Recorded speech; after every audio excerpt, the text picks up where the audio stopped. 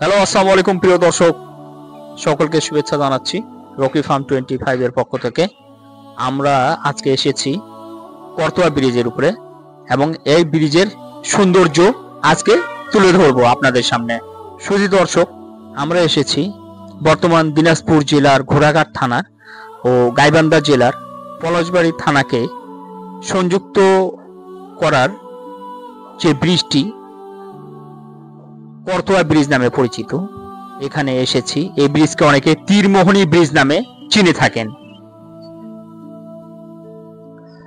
এখানে অনেক দূর দূরান্ত থেকে বিভিন্ন সময় অনেকে বেড়াতে আসেন। যারা শহরের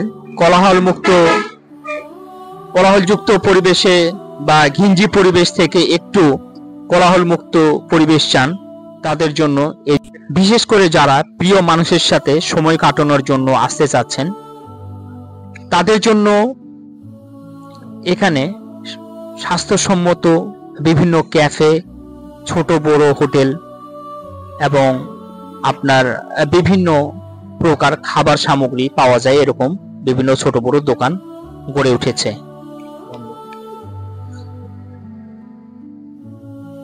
এখানে উন্মুক্ত পরিবেশ, নদীর ঝিরিঝিরি বাতাসের মধ্যে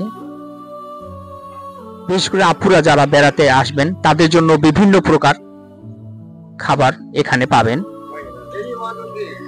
এখানে বিশেষ করে আপুদের জন্য বিভিন্ন প্রকার খাবার সামগ্রী পাওয়া যায়, যেরকম ফুচকা, চটপটি, হালিম, বার্গার, পেয়ারা মাখা ও বিভিন্ন প্রকার বড়ই ও তেঁতুলের আচার পাওয়া যায়,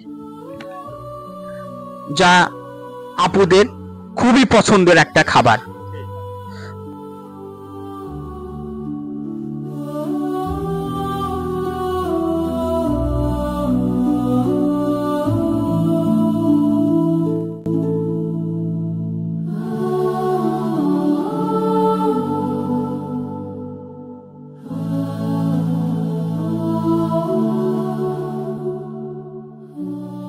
নদীর দুই পাশে বাঁধের উপরে যে পথ রয়েছে, এখানে অনেকেই সময় কাটানোর জন্য আসেন। এটা আমার কাছে খুবই ভালো লেগেছে। আমি চাই আপনারাও সময় কাটানোর জন্য এখানে আসেন, আপনাদেরকেও ভালো লাগবে। আপনারা কমেন্ট বক্সে কমেন্ট করবেন ভিডিওটা দেখে কেমন লাগলো। আজ এ পর্যন্তই, ভালো থাকবেন। আল্লাহ হাফেজ।